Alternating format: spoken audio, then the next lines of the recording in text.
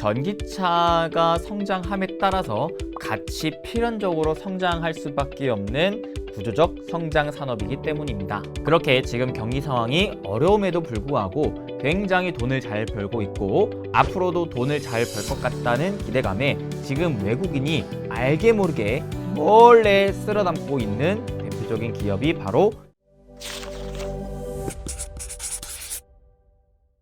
수빈쌤, 몸은 좀 괜찮으세요?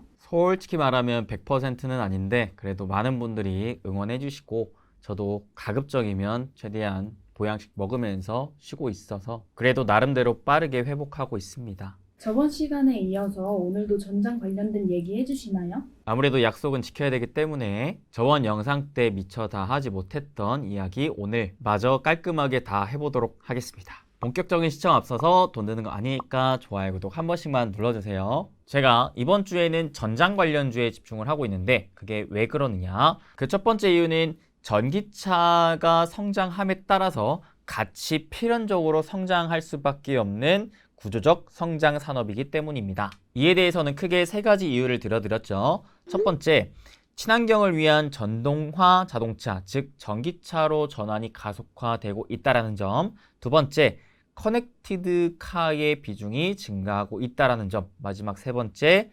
ADAS, 즉 자율주행에 대한 부분도 점차 반자율주행화부터 적용이 확대되고 있다는 점. 결국 이 세 가지 요인이 무엇을 의미하느냐? 이 자동차라는 게 점점 스마트와 똑똑해지고 있다는 것이고 기존 내연기관에서 전기차로 전환이 되며 그 완성차 안에 들어가는 전장 부품들의 숫자가 점차 많아진다는 걸 의미합니다. 그래서 숫자로만 따져봐도 지금 전체 자동차 중에 전장 부품이 탑재되는 퍼센티지가 16%에서 25년까지 무려 35%로 2배 이상 증가한다라고 얘기 드렸죠. 그러니까 2차 전지와 마찬가지로 이 전장 부품 관련주들도 점차 성장하는 산업이라 생각을 하시면서 여러분들이 중장기적인 투자 관점으로 참고해 보시면 좋겠다라는 게 바로 첫 번째 이유고요. 다만 중장기적인 관점으로 바라보실 때는 뭐가 중요하다 그랬죠? 지금 전장 부품을 만들 수 있는 업체는 너무나 많기 때문에 그 중에서도 고부가가치 제품, 기술적인 부분이 상대적으로 앞서 나갈 수 있는 제품을 만들 수 있는 소수 업체에 집중을 하시고 그 기술력에 집중을 하셔라 라고 얘기를 드렸습니다. 현재 전기차에서 가장 핵심이 되는 기술이 뭐냐? 바로 경량화와 주행거리를 늘리는 기술이라고 했죠. 그래서 이 부분에 있어서 저번 영상에서도 말씀드렸다시피 크게 세 가지 기술이 중요하다고 했고 관련주 정리해드렸으니까 해당 영상 못 보신 분들은 영상 보시면서 이 부분은 정리하시고요. 오늘은 단기적인 부분을 좀 더 집중적으로 말씀드릴까 합니다. 그래서 전장 관련주를 주목해야 하는 두 번째 이유, 최근에 우리나라 무역 수지가 13개월 연속 적자이면서 6개월 연속 수출이 하락세로 접어들고 있다 했습니다. 그만큼 우리나라의 경제 상황이 현재 녹록지 않은 상황인데 이러한 위기 상황 속에서도 유난히 빛을 내는 두 개 업종이 있었으니 그게 바로 2차 전지와 자동차라고 얘기를 드렸죠. 심지어는 자동차가 나홀로 질주를 이어가면서 월간 기준 역대 최대 실적 기록을 다시 쓴 상황이기 때문에 이렇게까지 돈을 잘 벌고 있는 자동차 우리가 안 볼 수는 없을 것 같습니다. 지금 글로벌 자동차 수요가 견조하고 심지어는 미국에서의 수요조차 폭발적으로 늘어나고 있는 상황이라고 합니다. 여기에 기존 완성차 업체들의 낮은 재고 정책으로 인해서 신차와 중고차 기준 가격이 연초 이후 계속해서 강세를 보여주고 있고요. 전기차 같은 경우 전기차 배터리의 주요 원재료라고 볼 수 있는 리튬 가격이 급락하면서 전기차의 수익성이 크게 좋아지는 움직임까지 더해지고 있다는 거죠. 그래서 현재 국내 기아, 현대차 같은 경우 정말 니나노 코웃음이 절로 나는 시대적인 상황을 맞이했다 보시면 되겠고요. 그렇게 폭발적인 수요에 맞춰서 지금 굉장히 발빠르게 생산도 늘려가고 있다 합니다. 오죽하면 최근에 기아, 현대차의 공장 가동률이 100%래요. 1분기의 실적이 사상 최대로 또 전망이 되고 있다 합니다. 그렇게 지금 경기 상황이 어려움에도 불구하고 굉장히 돈을 잘 벌고 있고 앞으로도 돈을 잘 벌 것 같다는 기대감에 지금 외국인이 알게 모르게 몰래 쓸어 담고 있는 대표적인 기업이 바로 현대, 기아차 그리고 관련돼서 현대모비스도 계속해서 사담고 있는 모습이 포착되고 있었습니다. 심지어는 외국인들이 특히나 또 매집하고 있던 대표적인 기업이 LG전자가 있는데요. 오늘은 이 LG 관련해서 얘기를 좀 더 들어보도록 할게요. 그 전에 여러분들이 이거 하나 알고 계셔야 될 게 최근에 2차 전지가 굉장히 강한데 2차 전지가 강한 이유가 물론 여러 가지가 있겠지만 대표적으로는 기본적으로 수주 잔고가 3년 이상 쌓여 있다는 게 중요한 포인트가 될 것 같습니다. 수주가 쌓여 있다는 건 그만큼 배터리 업체 입장에서 전기차를 만드는 완성차 업체들이 야, 나한테 배터리 좀 만들어서 팔아줘 라고 줄을 서 있다고 보시면 되겠죠. 현재 그 줄이 3년치 이상 진짜 그야 말대로 쭉 저 끝이 안 보일 정도로 서 있기 때문에 수주가 그만큼 많다라는 건 그게 곧 매출 실적으로 이어질 것이고 매출 실적으로 이어진다라는 건 곧 주가 상승으로 이어진다라는 기대감이 나오기 때문에 2차 전지가 그만큼 강하다라고 우리가 이해해 볼 수가 있겠는데요. 근데 이걸 또 뒤집어서 생각해 보면 지금 그 많은 완성차 업체들이 전기차를 그만큼 많이 만들고 있고 많이 팔리고 있다는 것으로 이해해 볼 수가 있겠죠. 그렇다면 전기차가 그만큼 많이 팔리고 있는데 전장 쪽은 이라고 생각을 이어가 볼 수 있지 않을까요? 이게 바로 제가 생각하는 세 번째 이유입니다. 실제로 올해 말 LG전자의 전장 관련 수주 잔고가 100조 원대에 근접할 전망이라고 하는데요. 2019년도부터 2021년 수주 잔고는 60조 원 수준으로 계속 정체되어 있었다고 합니다. 근데 LG 마그나 설립 계기로 2022년에는 80조, 올해는 100조 정도 수준으로 매년 20조 원씩 수주 잔고가 늘어나고 있다고 합니다. 그 말이 곧 뭐예요? 전기차가 많이 팔리는 만큼 배터리 쪽 업체들도 줄을 서서 사가려고 하는 것도 있겠지만 이 전장 부품 관련해서도 점차 줄 서서 사려고 하는 모습이 나와주고 있다. 수주 증가는 곧 실적 증가로 이어지게 되고 실적 증가는 곧 주가 상승으로 이어지게 될 테니 우리가 이런 흐름을 주목해 볼 필요가 있겠다는 겁니다. 그럼 여기에서 좀 더 딥하게 파고 들어야겠죠. 왜 이렇게 수주 잔고가 늘어나게 됐는가? 크게 세 가지 이유가 있다고 하는데요. 첫 번째는 LG 마그나 이파워 트레인이 북미 전기차 업체들로부터 모터를 비롯한 구동계 수주가 예상을 계속 상회하면서 잘 팔리고 있다고 합니다. 그만큼 지금 북미 쪽 전기차 업체들의 생산이 발빠르게 늘어나고 있다고 이해해 볼 수가 있겠고요. 그 다음 두 번째 이유는 유로존 경기 침체 완화에 따라서 유럽 완성차 업체들의 가동률이 상승하게 되며 LG전자가 인수한 ZKW의 차량용 램프 수주가 회복세를 보여주고 있기 때문이라고 합니다. 즉 미국뿐만 아니라 유럽의 경기가 회복됨에 따라 유럽의 완성차 업체들도 국내 전장 부품을 떼가려고 하는 움직임을 보여주고 있다는 거죠. 마지막 세 번째는요. 차량의 고사양화로 인포테인먼트 탑재율이 빠르게 증가하고 있기 때문이라고 합니다. 즉 자동차가 점점 스마트화, 똑똑해지고 있다는 것이죠.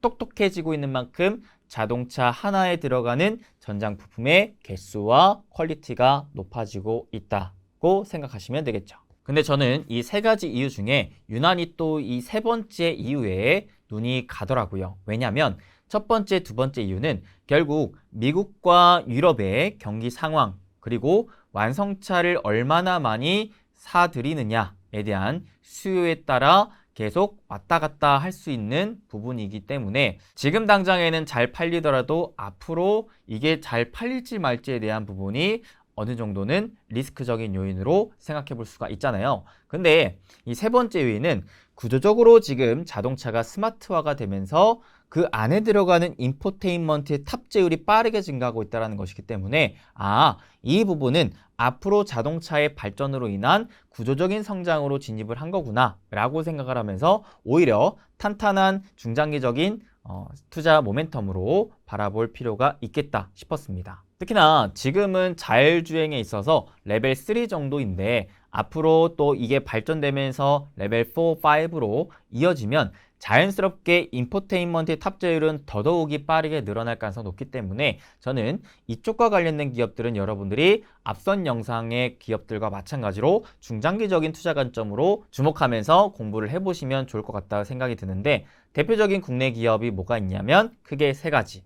첫 번째는 인포뱅크, 두 번째 아남전자, 세 번째 모트렉스가 있습니다. 그리고 제가 저번 영상에 아무래도 좋지 않은 컨디션 때문에 아쉬움도 컸고 우리 여러분들이 댓글로 너무 많은 응원을 해주시고 걱정을 해주셔서 또 감사한 마음에 제가 오늘은 특별히 이 전장 부품 관련된 종목군들을 종류별로 쫙 다 정리를 해드릴까 하거든요. 큐피디님 혹시 조금 번거롭긴 하겠지만 깔끔하게 하나의 표로 좀 만들어줄 수 있을까요? 얼마든지 가능하죠.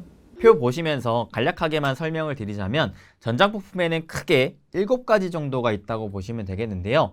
첫 번째는 차량용 반도체, 자동차 내부 및 외부의 온도, 압력, 속도 같은 각종 정보를 측정하는 센서와 그 다음에 엔진, 그 다음에 전자장치 등을 다 한꺼번에 조정할 수 있는 전자 제어 장치, 모터 등의 구동 장치에 사용되는 반도체라고 보시면 되겠고요. 사실 자동차에는 각종 반도체가 200여 개가 들어가기 때문에 삼성전자도 자동차 중에서 가장 눈독 들이고 있는 게 이 차량용 반도체거든요. 그래서 워낙 또 중요한 분야이기 때문에 제가 이 차량용 반도체에 있어서는 다음에 또 추가적인 영상에서 알려드릴 수 있도록 하겠고요.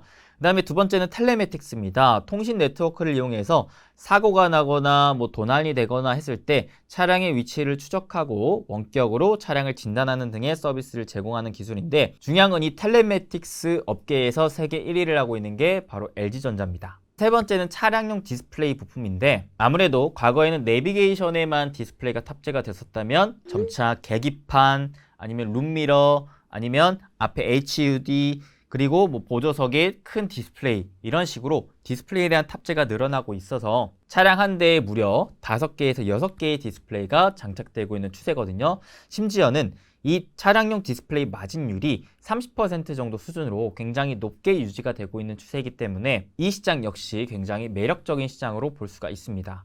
근데 또 이 분야의 세계 1위가 우리나라의 LG 디스플레이입니다. 그 다음 네 번째는 배터리인데 배터리 여러분들 모르시는 분들 없죠? 2차 전지라고 보시면 되겠고요.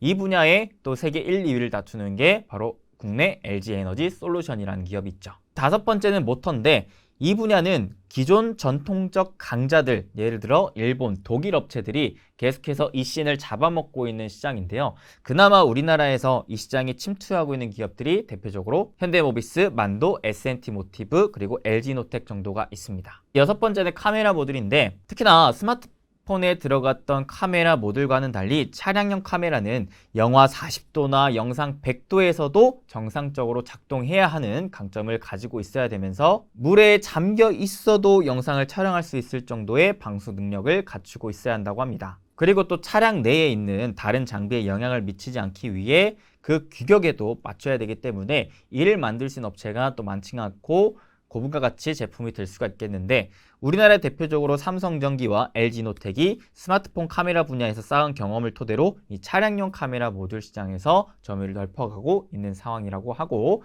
여기에 부가적으로는 엠시넥스, 세코닉스와 같은 기업도 있다고 참고하시면 될 것 같습니다. 일곱 번째는 차량용 램프 LED인데 이거는 사실 내연기관차, 전기차 뭐 너나 할 것 없이 다 공통적으로 들어가는 부품이죠. 그래서 원체 강자였던 유럽, 일본 업체들이 부각을 나타내고 있는 상황에서 그나마 우리나라 업체 중에서 부각을 나타내고 있는 게 SA라는 기업. 헤드램프 부문 국내 1위 자동차 부품 관련주로서 헤드램프, 셰시 부품 등을 생산해서 현대, 기아차, 그리고 GM 같은 완성차 업체에 납품한 업체입니다. 그리고 추가적으로 LG전자가 인수한 ZKW 역시 이 분야에서 점점 부각을 받고 있다 생각하시면 되겠고요. 그리고 삼성과 직접적인 관계도가 높은 건 오디텍이라는 기업이 있어요.